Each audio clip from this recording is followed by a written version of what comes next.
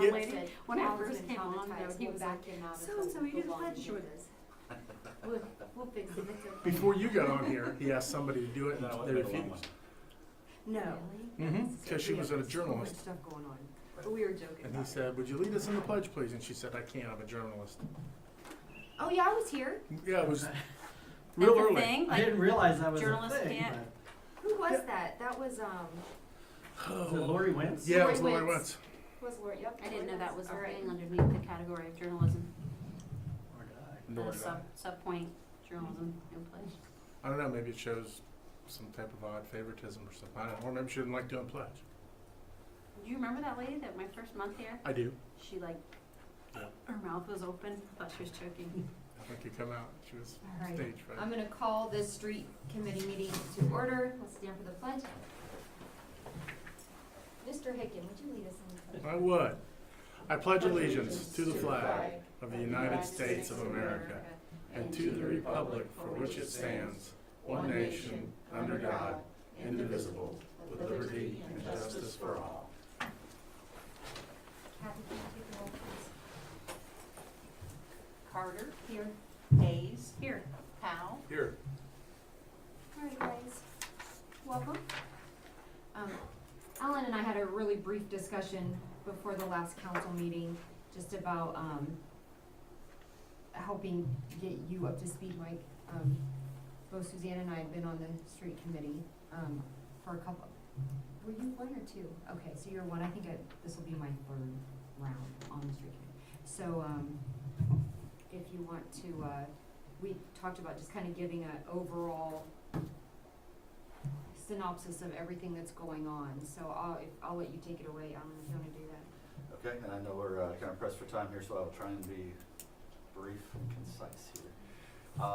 First project on the agenda is Oak Meadow Drive.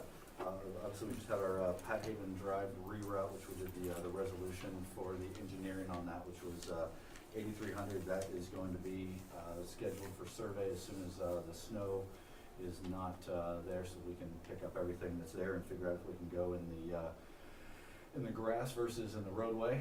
If we can go in the grass, we're expecting about an additional $25,000 on the project for construction, and if it's in the roadway, of roughly $50,000 for the project. Our anticipated schedule for bidding, we're hoping to advertise, get all the survey and engineering done, and put this out for advertisement on the end of February, and then open bids mid to late March. Hopefully award then in April and begin construction mid-May to early June. And then the construction budget on that, so we had $700,000 budgeted in 2019 for construction. Our construction cost estimate before Pat Haven was $675,000. So with this, we'll be a little bit short. And then to make that up, we will need likely a supplemental, whether we decide to do that before the project or wait till after we get bids and then do the supplemental will be council's pleasure, I suppose. And that dollar amount, I guess, is to be determined. I've penciled in the $75,000 just to make sure that we cover it. Now, that's where I'll direct your attention to the first page in the packet, which is the excess budget carryover. So Oak Meadow Drive's the first one. So we budgeted this in 2018, and then we went again and budgeted in 2019. So that money did not factor into the carryover budget when we hit our 25 to 35%, which I think we were about 35%. That didn't factor in. So we had $600,000 in savings from last year that just carries over and was not part of our normal carryover budget. The second one is the 2017 paving project, which for whatever reason, administrative oversight we'll call it, that wasn't closed out, and that wasn't factored into our carryover budget either. And that was $150,000 of savings that wasn't anticipated in the carryover. The Pataskala Safe Travel Plan, which we'll get to here in a little while, we had budgeted $65,000 in 2019, in 2018 that we didn't use because the project was more than 10% over the engineer's estimate. So we'll need a little bit of supplemental for that project as well. I've penciled in $100,000 for that one because it was over the estimate with originally 65. We need that 65 anyways, and another 35 to carry any unforeseen extras on it. Main Street Phase 3, Over the past 3 years, we've allocated more money to that one because of little things that were overrun here and there. As we're finaling out that project, we did need some of that money, but we didn't need all of it.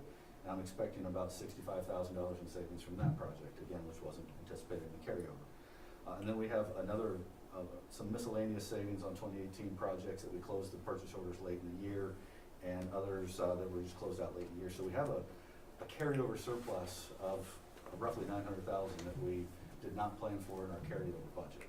So what you're gonna see is I'm looking for supplementals for Oak Meadow, the Pataskala Safe Travel Plan, and, sorry, there's one more, and the 2019 ramp, which we'll talk about a little bit more in a minute, that I wanna use part of that money, a little less than half probably, to finish up these projects. So I wanna get that out there so that we start talking about that one. The safe travel was the second one, and last was the ramp. Correct. How, it's a lot of carryover. Okay, let's stick with Oak Meadow, so we can get that one, knock that one out of the way. So we've been doing this for a hot minute, we've been working on Oak Meadow. Yes. It would be helpful, for me especially, if we could get just an outline of the project and what's gonna be in it and the cost, kind of associated, how that, you know, cause we're pushing $1 million project. So, 750. Yeah. this keeps creeping, and, which is why I get reluctant to do anything additional. There's a lot of places in the city that need stuff, so I feel like we've dedicated a lot of time and money to this project. So while still doing it correctly, I'm not inclined to put a bunch more bells and whistles on it either. That's just me personally, but it would be helpful for me if we could just kind of break it down so we could see it in front of us, if that's doable.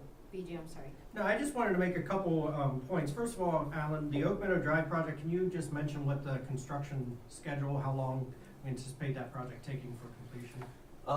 Should be 3 to 4 months. And we'll have in the bid documents that if there's anything out there at the time of the street fair that they are not permitted to be working, and all the equipment must be stored away, and it's got to be pretty well cleaned up during the street fair if it's still going on at that time. Hopefully they'll be able to finish up with this schedule before that. Okay.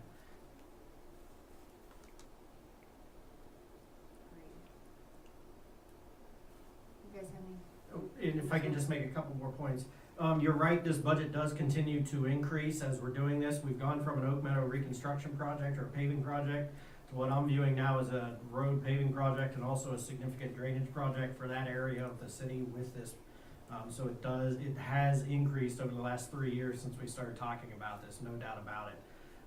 The last thing I want to mention is about the Safe Travels Plan. A portion of that right there at 310 and Broad Street near Catalona Performance. We're also going to look to see what's in the TIF fund, the 310 TIF, because a portion of that could be funded through the 310 TIF fund, which would help the carryover and leave even more in the street fund carryover for road projects in the future. As we start talking about intersection improvements and everything, I think that would be a smart way to go if it's possible.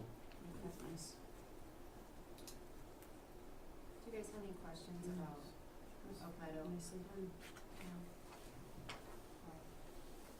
Excellent. Safe travel plan. Okay, the Safe Travel Plan, as we talked about at the end of last year, we are putting phase 1 and phase 2 together to bid that out as one project. That should make it a little bit more enticing to more contractors. The way that was split up, we realized that getting one contractor to do all that different work probably added a little bit of premium to the project. Mm-hmm. So anticipated schedule with that one is actually the same as Oak Meadow Drive. We look to advertise at the end of February, open mid to late March, award the project mid-April, and begin construction mid-May. And then the budget on that one, we did have $40,000 budgeted in 2019, but that was just for phase 2. And then, of course, the 65 that was budgeted last year fell off, and so we need to have some supplemental for that, and then that 65 plus To be safe, we'll need a little bit more. Obviously, that 65 didn't get it in 2018 because we were a little bit low. Okay. What is the timeframe for completion once construction starts on that, do you think? That one should take less than 60 days. Cause that would be a huge interruption for street fair stuff. Just Yes. based on already having Main Street closed off. It'd be difficult to have construction. There should be no reason we can't have that done well before Street Fair. Beautiful, okay. Can you just briefly go over what that entails? Yes.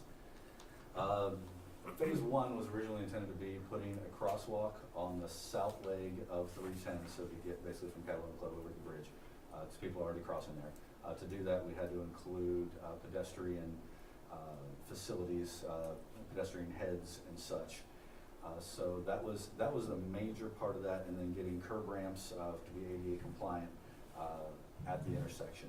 As we were going through, we also realized that the existing cabinet, the controller for the signal, is, well, in Jason's words, antique as a lot of the equipment. So we realized we should probably upgrade that while we're doing that and do some improvements to that signal. So we're including a new cabinet with a uninterruptible power source as a backup power supply to it. And then phase two was effectively just the sidewalk from where it ends just west of Subway to connect it to the intersection, so we have contiguous sidewalk on that section. Of course, there's multiple phases to the project, but this is phase one and phase two. And we had touched on it, did we include anything in there for some kind of a guardrail or a barrier? So what we So people landed don't get ran on, over? what I believe we landed on at least, so there's 10 to 15 feet between the white line and that guardrail. I think there's close to 10 feet now, and by the time we move the guardrail back, there's gonna be roughly 15 feet. And then we came up with, I think they're 12-inch, or 6-inch or 12-inch domes that will be raised above the pavement Excellent. that will sit just outside the white line to let people know that they're not supposed to be over there and give a little added protection without causing any problems with turning radiuses or anything to that effect, or costing a lot of extra money. Outstanding. You guys have any more questions on that one? That's exciting, first of all, that that's gonna It's very happen. exciting. So, I I know get that. Tim kinda drove that one, and that's exciting, just, well, now that I have kids walking around town, and not that it should be my kids, but you know what I'm saying, you just see it more like at different phases in your life, you see more travelers, and so that's exciting, so thank you. Well, Mr. Higgin definitely spearheaded the spotlight on the intersections, which Yep. we definitely appreciate. So we're hoping to hit this one and then keep prioritizing them so we can continue to Phase, yeah. look at, places that need that particular type of thing. Go ahead, BJ. Yeah, with the Safe Travels Plan, just an interesting tidbit here. I was at the Chamber Economic Development Conference breakfast on Friday morning at the Nutcracker, and we just go around and talk about, and I received questions about pedestrian facilities in that area and crossing. It was good to be able to talk about what we're doing, so, it certainly is something people have identified, there's a need for it, and just supports what we're doing. It's definitely nice to be able to already have something in the works when somebody asks that Felt good. question like that. Good. This is kind of on that subject, but do we have a PR plan when we're about to head into these major projects, so that way we can inform our community that how exciting it is, that, I mean, like, it's the manner in which we deliver the message, that how exciting it is that we have these coming up, that people are gonna be inconvenienced in their travel for a couple of months, however, this is progress for the city. I just didn't know if there was a pitch or a Facebook PR idea that, We do use Facebook to get that word out about different stuff through different things. As the projects are coming up, we'll notify people, hey, here's what's going on, and also through the blogs that I do. okay, We post on Facebook. I like doing that sort of stuff and building an excitement behind Right, this stuff, because it's because a lot of progress. time it is, the Drudgery. frustration people see, so. okay, thank you. Yes, thank you. That's a fun thing to Right. do. All right, Thanks. let's keep her moving. Okay, the 2019 ramp, a quick overview on what we're planning to do there is the second part of Headley's Mill, so do what we did on the first part, which was the spot repair and base repair as needed, and then a double chip seal on the whole thing will happen this year. Dixon Road, of course, we have the north and the south part, the middle part's Jefferson Township. The leveling course and a chip seal is the preferred alternative on that roadway. And then Park Street, a 3-inch mill and fill, and then Mill Street between 310 and Township Road will be profile mill to reestablish crown, improve the drainage, and then repaving and redoing the curb and sidewalk all along that stretch as well, where it's pretty, in pretty bad shape. And don't we have Cable Road in there? Didn't it, like, it was supposed to get done and it didn't get done So- because of timing or something? In the 2018 ramp, we had chip seal for both Headley's Mill and Cable Road. By the time they finished the rest of the project, it was too late in the year to do chip seal. You gotta have temperatures, I believe, above 70 degrees, but we ran out of temperature. So Cable Road is supposed to get a chip seal between Summit and Mink.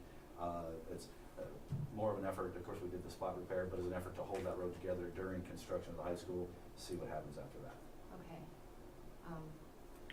And as with all of the projects, not just that one, but that one brings it to my attention to make sure that, we look at the schedules of the schools around there and see if we can, I mean, the high school is just as busy in the summer as it is any other time, but if we could do that before school's in session, that would be hugely helpful. We continue to bring up about 100 more kids every year than we had the year prior. So all of our problems exacerbate and traffic has started to be part of that, so. Excellent. Do you guys have any questions about the ramp? So I did have a couple more things on Yeah. that. I was gonna mention the budget on that. So we did have 650,000 planned in the budget. Those that are listed were our base bid that we were planning to do.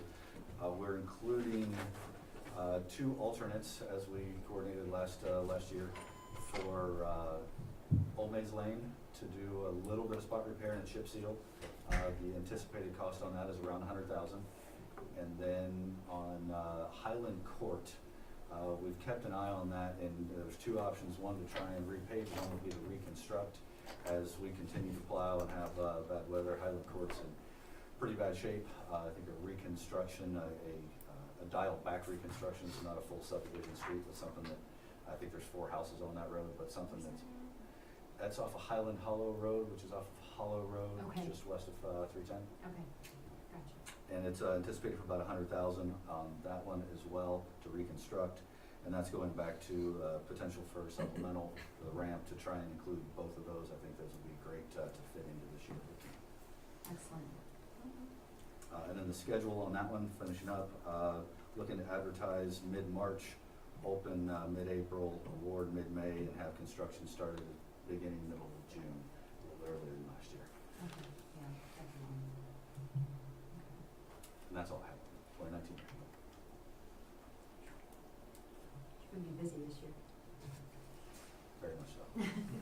Not that you weren't busy last year, but especially with this year. Okay, traffic signals. Okay, the first item under there is the timing plan. That's part of CIP project 19005. What we're trying to do here for the first phase of that is retime the downtown area.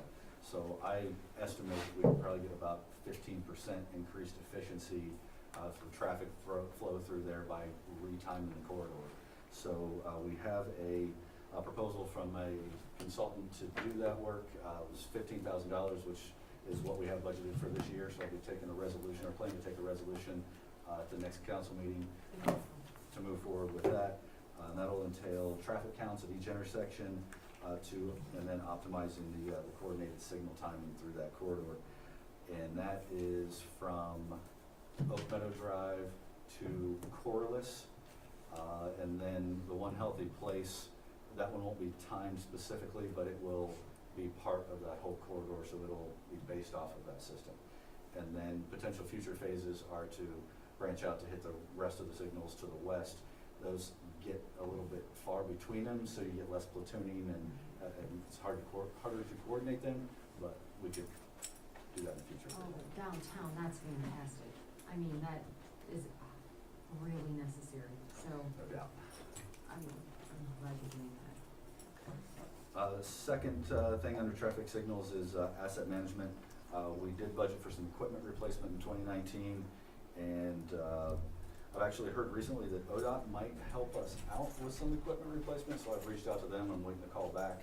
Hopefully they can pitch in for some equipment replacement, being that's on a state route. And then the second part of that is we've realized as part of the safe travel plan that, and with some issues we've had at other intersections, that we may need to start rewiring some of these intersections. And I got a cost estimate just for Taylor Road was $15,000 to rewire. So as part of the asset management, we're kind of going to try and work that in over the next few years. Probably nothing as far as rewiring this year. And I wanna hit on that real quick, because I actually had a question about that this past weekend, the Taylor Road intersection. Okay. I know as far as police and emergency services are concerned, like, there's like half of it that's ours and half of it that's Columbus PD responds to. Interesting. Okay. Yeah, and so it makes it that doesn't impact us with, we're responsible for the whole thing. For the whole signal, As correct. far as it's, okay. That, and I don't know, we're coming up on it, but that's one that I really wanna mark for us to take a look at as far as, reconstruction is concerned, because it's, set so far apart that the left turns take a little longer and people don't judge well. I think that's why there's so many accidents that happen there. And as I think we were talking about, that is highest on the MORPC list for us for crashes, which I guess that's one side of the story. The other side of the story is that's one of our best intersections insofar as it has dedicated turn lanes and protected phases for all the turns. So it'll certainly be a challenge, but it'll definitely be on the list of the safety and capacity analysis, which is rolling into. So then the safety and capacity analysis, so this year we have budgeted to get a consultant on board to study and prioritize intersections, a list of 5 to 10 intersections which we believe to be our most challenging ones. Summit and Broad definitely is at the top of my list. I think Summit and Hayden's Corners and Taylor, Taylor and Broad, Watkins and Broad. Those are probably my top 5 in my radar. If there's other ones out there, I think we'll want to hit 5 to 10 in this analysis. So if you want to consider other ones to include in there, certainly welcome the input. And with everything that's going on off Beach Road, the Summit and Morse intersection it's better now that there's a 4-way stop at Clark State. Okay. But that is, when you're stopped at Summit, there's just enough of a hill to your left that you don't see those cars coming in. The stop sign has slowed them down, Okay. but if you pull out, That one isn't actually ours. that's not We ours. stop 500 yards to 1,000 yards south of Morse Road. Interesting, so who's that one belong to? I don't think New Albany's that far out yet, so probably Jersey Township. Jersey Township. Okay. Well, that's good to know when I'm asked about them. Clark State and Morris, that's the only place that we touch Morris and that intersection. I've heard rumors at least that New Albany's planning to put a roundabout in there, so I would certainly look forward to that. I have too, so that's, hands off, we'll see what rolls with that. See what happens. Yeah. Okay, so. And just a final note on that, I'm really excited about that because I feel like, we have had rapid growth really fast. And Yes. so we just don't have the infrastructure to support the amount of traffic. I don't think truly in any part of town, west or east. The west is definitely feeling the crunch from the, people using us as arteries to get back and forth from the major highways. And I like that we're getting a consultant, kind of a third-party person who comes in and can look at everything without any bias Yes. and really assess things clearly. I think that's really important, so. That should certainly help for a defendable approach to prioritize them. Absolutely. So then finally, finishing up on that, this year would be the study. 2020, we would do the design and look at funding scenarios. We should be ripe for an OPWC project, hoping this would be one with safety involved that would score well, and then construct our top priority in 2021, and then hopefully make that a 2 to 3 year revolving cycle as we move forward to hit those priority intersections. Okay.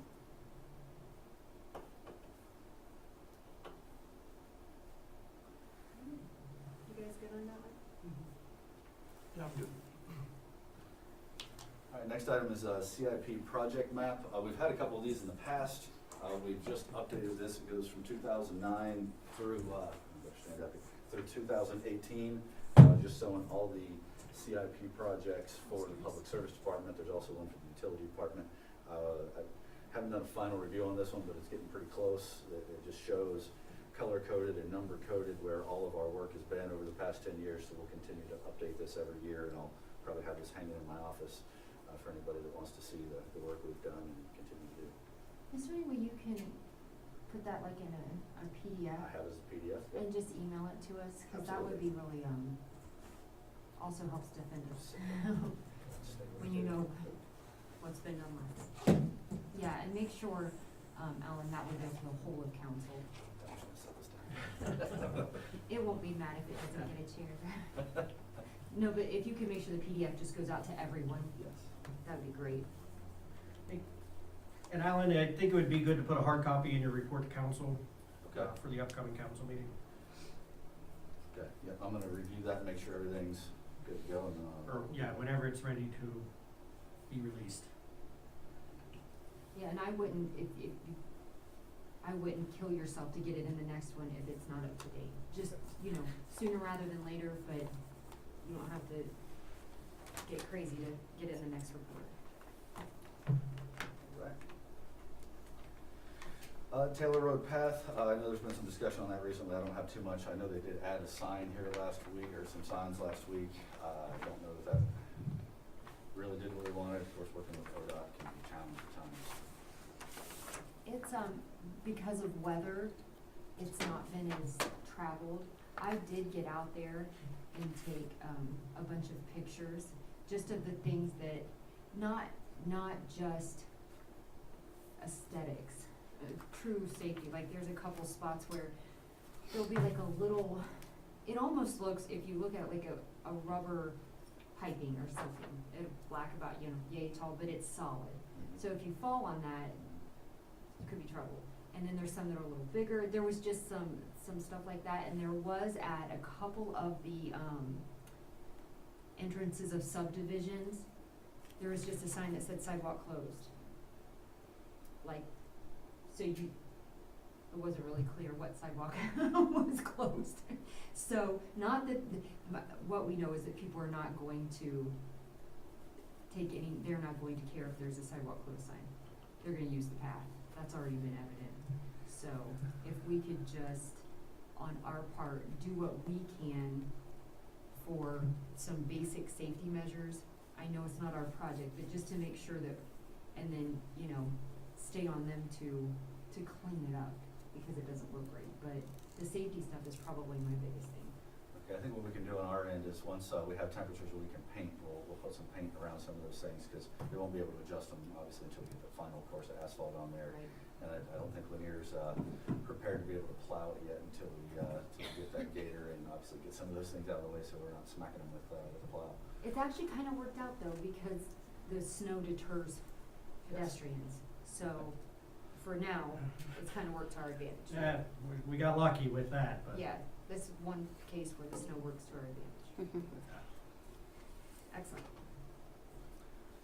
Next topic then, bridge asset management. I think I mentioned this at the last council meeting. We're kicking off inspection to get inspections of all the bridges and recommendations of maintenance items that we can do to keep our bridges in good shape and hopefully prolong the life of them without before we have to replace them. Looking to do that as a phased / annual project to kind of have more of a bridge asset management program. I don't know if we want to call that the BAMP or whatever, we just keep coming up with the acronyms. I've got an acronym.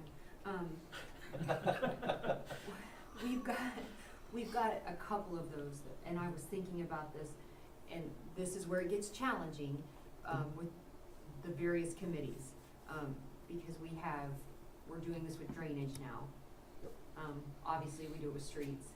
We're gonna start with the intersections, which is obviously a street responsibility, but then, you know, we're also talking bridges, and so it may be helpful to kind of get a list, so people can kind of see the overall, these are the things that we're putting on a rotating inspection, and that we're recognizing, cause culverts, I think you've done that. Yes. It's probably the big ones. Well, the culverts are a good one too, as we continue to locate those with GIS and doing, condition Ratings. reports, ratings, there you go, on all of those, and, you know, it's gonna be a good report once we have it. Okay. And then on to drainage, we probably don't have time really to get into, but I did provide an updated minor drainage projects and major drainage projects list. The minor drainage project list has gotten a lot smaller. We were able to take care of a lot of those in 2018. There still are some definitely some ones on the list that we're looking to take care of this year in 2019. And then along with that, I gave the last thing in there is the major drainage projects costs and time frame summary. That's just kind of a annual approach to what we have in the CIP budget as it looks now. And those are in order of priority going down that list, at least as I see them. Of course, we can have discussions on if anything needs to change or be accelerated on that list. Thank you. It's interesting too. These are on the west side where the city doesn't provide water services. The west side is where the break line for the watersheds, and it's high and flat and lots of wetlands in there. Where- So much science. Have we had a lot of drainage complaints I lately? love it. Science Yeah, teachers. we've taken care of a lot of the ones that we had regular complaints on. There's definitely still some out there, and some of them we're planning for this year. Some of them, it's debatable whether they're city responsibility or not. Right, right. And then kind of go down the list there on drainage, Taylor Road drainage improvements. We're looking to do the study in 2019. That was included in the CIP. We have 15,000 budgeted, and I anticipate using Strand and Associates to have us a proposal probably by mid-April, just to do the study on that. And then next year would be the design. I believe that's how we have that broken up. Or sorry, design will be this year. Study and design this year. Construction next year. Sorry about that. And yeah, that's right there at Berry Drive where we get a heavy rain and it floods Taylor Road, so getting that taken care of would be a very good thing. Other projects for this year, we've got Headley's Mill culvert replacement, so ahead of the ramp, we will do some in-house, and there's a couple that we'll have to hire out. But we have money budgeted to replace culverts. I think there's 5 of them remaining on the northern section of Headley's Mill before we repave that. And then intersection drainage improvements at Dixon and Havens Corners. There's a pretty steep drop off on the northeast corner there where it's a deep ditch. So we're planning to extend that culvert, move the ditch on Dixon back, and improve that for both safety and drainage. Next one's Mill Street culvert. We've actually had that one in the budget for the past couple of years and it keeps getting pushed off, but we're hoping to get to that one this year. It's still serviceable, but it's at the end of its useful life. Same with the Columbia Road culvert. We have 50,000 budgeted for each of those for this year. That one's I lovingly refer to it as the banana culvert on Columbia Road, just east of Mink, and it kind of looks like it sticks up on either end. Oh, yeah. Yeah. Yeah. Graham Road, which used to be on the major projects list, has now been moved down to the minor projects list. We're planning to do that in-house, and improve the drainage along there where it floods on Graham Road.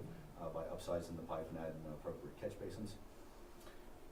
And then the other ones, Broadview Crossing, it's just, refer to the list of priorities. We can decide where that would fall on the list. I was probably not gonna have time to get into that discussion today, I'm assuming. And then that's the same with Bristol Drive and looking at potential assessments and that sort of thing for that one, because those are lower and on the priority list. And that is everything I had prepared specifically for drainage. It doesn't seem as overwhelming as it was at the beginning of last year. I think maybe just having the list and knowing a little bit has made it a little easier. Last year it felt like you've been spun in a circle. So, did you have something? I was just gonna say, put an emphasis on it to do an inventory, you know, cause it used to just come when it would rain and we'd hear all these calls about stuff. Having an inventory and also the efforts they've done in-house to try to complete some of these, and getting the mini track hose is gonna allow us to do some additional work on these as well, so they've really tackled them, and I think just getting a handle on everything is good. It is, and it's nice to be able to answer a question. You know, there's lots of drainage issues, so I get a lot of those questions, cornered at birthday parties and fun stuff like that. So it's, you know, nice to be able to say, Yeah, we know, yeah, we were on there's, it, yeah, we've addressed it, we're prioritizing, so So thank at you. least gets me, that makes it start. So, Sometimes okay. that's all you need. Yeah. Okay. You guys good? Mhm. Next item on the list was Meadow Way. I know there's been some conversation about accepting that. That's where the auditor shows it as private property, the plat shows it as private property. It does show up on our roadway inventory as having right-of-way there, so there's a little bit of conflicting information. So at some point, we'll probably want to have, whether that's today or not, have a conversation about how to do that. There would be some fees, some costs to the city in getting survey and getting that recorded as a right-of-way. The other challenge with that is it is currently owned by Rona Homes, and whether they actually even want to give that to us or not, or what they would want out of that, my dealings with them have been varied, we'll say. So that's something to consider in that as well. Yeah, I happen to work with an individual that lives back there, and that's how it first kind of came to our attention. And so there's a lot of confusion back there amongst the residents as well, because I didn't even realize it was just gravel. The Meadowway's not even paved, so it's right off of Cleveland, and it dead ends. How long would you guesstimate that? It's like, It's probably less than 1,000 feet. yeah, it's not very long, and even the residents back there are confused about who owns it and what piece, but it does, you know, with the rain and snow, there's a lot of potholes in the gravel. So I have been told just the residents would all be in favor of doing something along those lines. And I think that would be good for us to do. In that case, you know, I think there's a couple probably like this in the city where there's small roads like that it doesn't make sense that they're not part of. I mean, they're a labeled street, so why wouldn't they? And maybe Rona would be inclined just because we would be taking care of it. It's hard to That was beautiful. Right, for about $500,000. Based on the easement discussions for Oak Meadow, that's All right. probably in line. All right. Good. Maybe I'll talk to him. We would welcome that. Maybe different approach. So what exactly are we looking to do with that? What's kind of? You wanna kinda give him So currently it's private property as shown on the recorder, so we would need to have some survey done to identify the limits of it. We would have to agree with Rona Homes on whether they're just gonna donate that to us and we accept it. And then if that's accepted, if we decide to do that, we would have to get that recorded to show it as right away, and then we would take over maintenance of that roadway, because we currently don't plow it. We did, and there were some potholes out there, so we did go out there and put some gravel down to help them out. But this way it would be clearly defined whether it's theirs or whether it's ours. This is one of those confusing ones because it is shown as private property. It's never been dedicated over to the city or anything. But, and for whatever it's worth, at some point, somebody decided it had a 60-foot public right-of-way out there, because it is listed on our public right-of-way list. Not that that's gospel or anything, but that information came from someplace. I don't know where. So there's an understanding at some point that there's 60-foot of public right-of-way through there. Yeah, and there is a street sign there as well. And there is a so it's street not sign just there. private So I'm in drives. favor of trying to make it public and getting it taken care of as long as it is economically feasible to do. Agreed. If we don't, how do we make them take care of it? Like, because it's private, do we have no say? Correct. So, so it's gravel, and we tell the residents that they have to work with him, Each other / Rona Homes, yes. because it's not gonna get plowed because it's gravel. It has to be so many feet, Not only that, we wouldn't own it. and we can't go on it anyway. Right.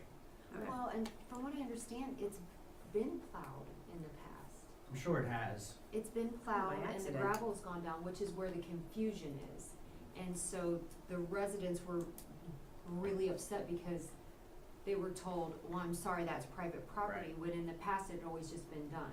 Right, and So probably you- the person plowing had no idea that it Because was there's a street private. sign there Right, that there's says a no street way. Right. Right, so So they I probably would, I just explained to them that in the past 4 to 5 years, our administration has, we initially had a large turnover. We've leveled out, we're identifying things that, you know, weren't necessarily known before. So, we're trying to keep that, you know, There's no homeowner just keep in association. mind that people back there don't understand the mechanics of all of it. I would though, if we, I know that we're not plowing it, but at the very least, when the guys plow, if we could try not to leave a large buildup at the front of the entrance to their street or path or whatever that is, if it's not ours, if we go to a street. Two things to consider with that. One, it being that it's gravel, we usually don't plow the gravel like our alleys until they get 6-8 inches of snow. So I don't know how that would factor into this, other than it's something to consider.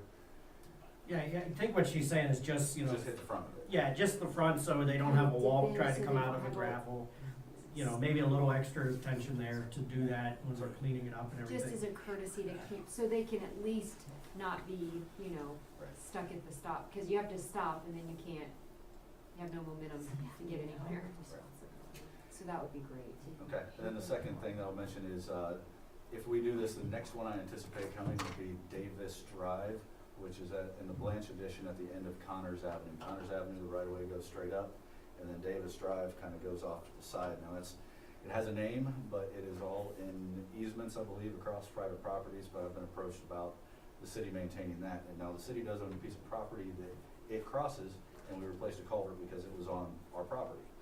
But we have not maintained it, anything, because it's technically not in right of way. So that, there could be a couple other instances of this where if we do one, we may want to consider You doing. like 10 square feet or something, like you can turn around on it basically. I know this one's actually longer than Meadow Way. Oh, There's really? probably 5 or 6 houses. Well, I'm And- talking about the property we own Oh. back there. No, it's a decent sized piece of property. It's just at the front of it and it crosses. So it's not ideal to sell, nobody would be interested in that. Oh, I think I would love to sell I know, properties well, in and the that, Blanche I'm just Edition. going off history, actually, from, the other Hayes that was on council, who had kind of filled me in on that. There's some little properties back there that we own that are not connected to each other that I would love to get everything we need to try to auction them off to the public, so they are off our tax rolls. Right. There's one of those that Lanier and I are talking about trying to make a kind of reestablish a wetland and make a little park on. So aside from that, just throw that out there. Community garden, Or selling. could use a Well, face. it could help with the drainage problems Or back there. sell as it part with of a the cute Blanche park on it. Edition. Yeah, well, Are there no requirements for it not to be gravel? Like if somebody's developing an area, I mean, I know he owns it privately, but like, he doesn't have to pave it, he doesn't have to put curbs or, I mean, if it was developed today, there would be a requirement for them to meet our development standards of paving and drainage and doing all of is that. it Unfortunately, grandfathered into Even the if it is type- private, they What? still have to meet those, even if it is private, they still have to meet those certain Right. requirements. Now they do, they didn't then. so, you know, there would have been a push, you know, first of all, when those houses were built, there would have either had to been an access easement agreement with Rona Homes for those properties, which I doubt they have. So it's to one actually- drive. It's just one drive and there's houses off it. I don't know how it ever came to be that those houses were built along there, how the access was agreed upon, how they would use it. But if this was done today and they came in and it's going back to Rona's property, it would be platted, I assume. Right. And that would be dedicated as public road and they would have to have it paved as a public road. And just For their FYI, development. Why have we named there's it? drainage problems. I have no idea. with that. It's been, So we might inherit some of those. if we- Pre-BJ? So we might want to It's- just maybe. I don't know if Kathy, sorry Kathy, I don't know if Kathy knows how it became Pre-merger. Make sure pre-merger. we have all the information. I thought you said murder. Yes. And I was like, wow, And there was, that's awkward. there was a lawsuit. Not in my against committee. her, with Rona Homes, and the township settled that. And there was a fee that was paid to the city. It was used for paving on, I believe, South Summit Road, right after the merger. Instead of doing Meadow Way. Well, it had nothing to do with Meadowway. This was a fund that they had to establish, and that was where it was used, but it had nothing to do with Meadowway. You're impressive. It's one of these inherited ones that we got, and now we just gotta get it straightened out. Now, the list of right-of-ways was established, it was after Louis retired. I think maybe Allison Terry was the Mm. planning director at the time, but it was the city's engineering firm that went to Newark and researched those and came up with that list, if that helps. I just know it's on the list. That's what I kept going to as we were talking about putting some gravel down out there. I just kept going back to, hey, there is dedicated right of way. So every indication, my assumption is that it was meant to be a public road. I believe that list was established just prior to Allison's leaving, when she left and went to Granville. But we have it now, and you know, I think we Conversation should is work started. towards getting it straightened out. It's just one of those little things that we can add to our, you know, get on our radar. Well, and it's 5 or 6 people who work there, pay income tax, and really have no other stress on the city services. So it seems like something that's reasonable to do. I agree. Awesome. All right. The Morpsey. This is just an FYI, there was a kickoff meeting here mid-January. Morpsey's looking at a thoroughfare plan for the 161 to 33 corridor. Now, the way that sounds is like they're trying to get a thoroughfare from 33 to 161, but they said that's not what they're trying to do. They're just trying to look for a thoroughfare plan for the area. So we're not sure exactly what's trying to accomplish. It was a little bit unclear to me. They are looking for 5,000 to 10,000 per stakeholder community to contribute to that. So that would be us. Potential advantages are things like Broad Street widening and 310 widening. Potential disadvantages working with Morpsey and having federal requirements on any of those projects, which tend to make the price tags escalate a lot. Is there any tips in that area that would There help are. with it? No? Interesting. And part of it is, I don't think, and correct me if I'm wrong, Alan, you attended this, but I don't even think they have an idea where the area would be. The area is basically east of 270 to a little bit west of Newark, and then for the area for, The actual thoroughfare. yeah, so they didn't say they were trying to get that thoroughfare. They just gave us a study area, gave ADTs and classifications for all the roadways. So they spun it at least as looking for improvements or finding where the improvements in that region are needed. But the title does seem to suggest that they might be looking for a connection. I think when you go to that meeting, you should communicate to them that they're gonna have to try a little harder, because it'd be difficult to convince our council to hand over $10,000 for, and it's not a Anything. plan, but they just, you know, they wanna look at stuff. I don't know how that would fly. They may wanna know Well- what they're doing before they ask us for money. Well, I don't think we would come to council and ask Well, for it on no, but Morpsey's you know what I'm behalf saying, before they we had a need- we need more. better understanding. They need to give us more details. Yeah, I agree. So, Pretty vague. But thanks for being the messenger. Anytime. You did a nice job. development, Finally, nothing specific on development, just, there's, it's a fair amount of time consumption for us between review, inspection, coordination.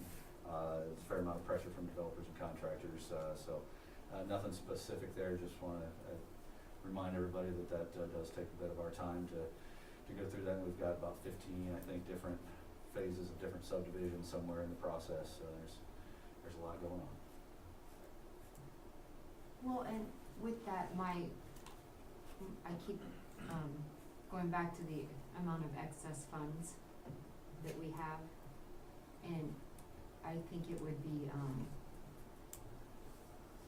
proactive to consider, a look at Havens Corners and Summit.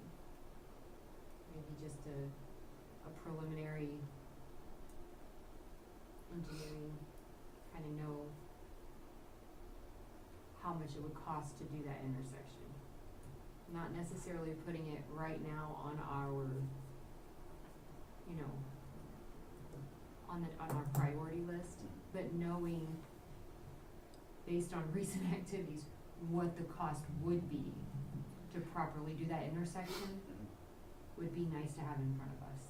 And for what we have budgeted for the study for this year with the capacity and safety analysis, I would be expecting them to provide alternative options for each intersection and costs related to those. And that will be one of those intersections. That will be one of those intersections, correct.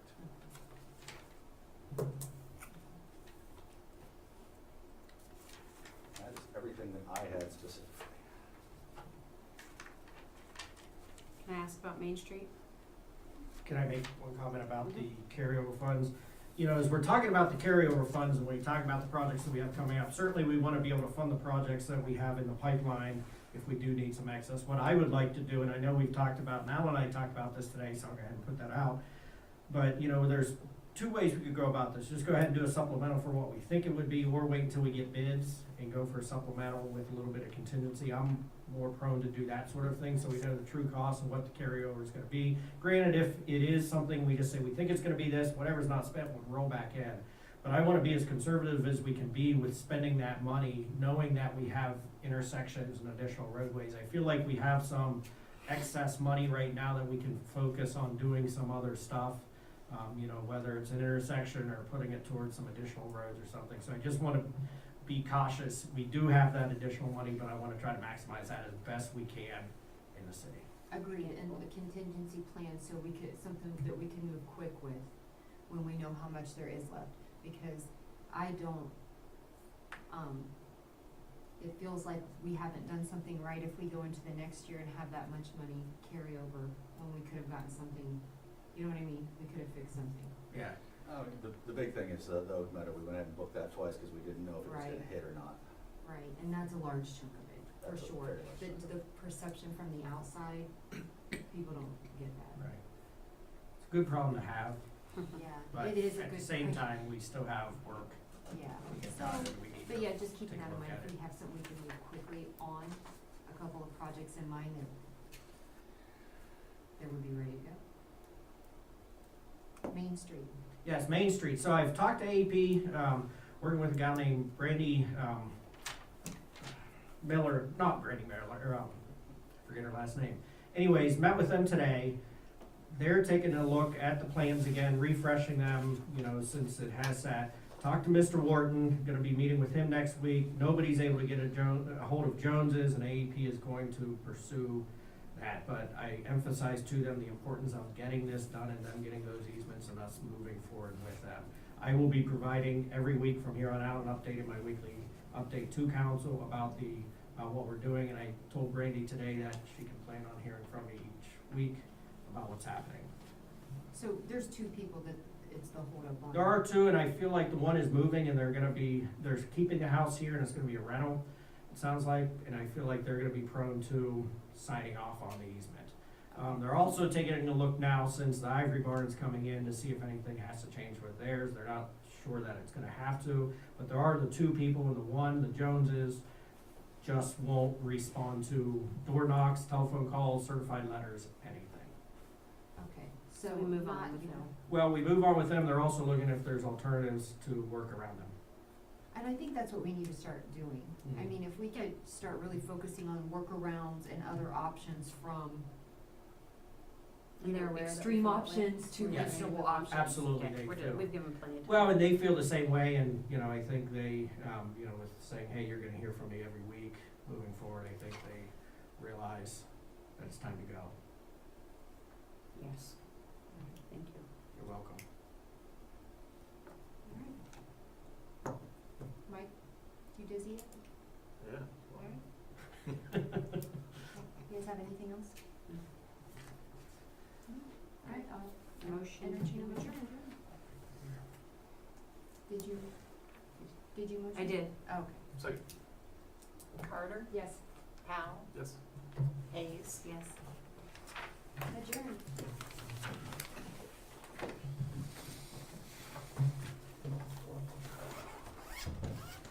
So probably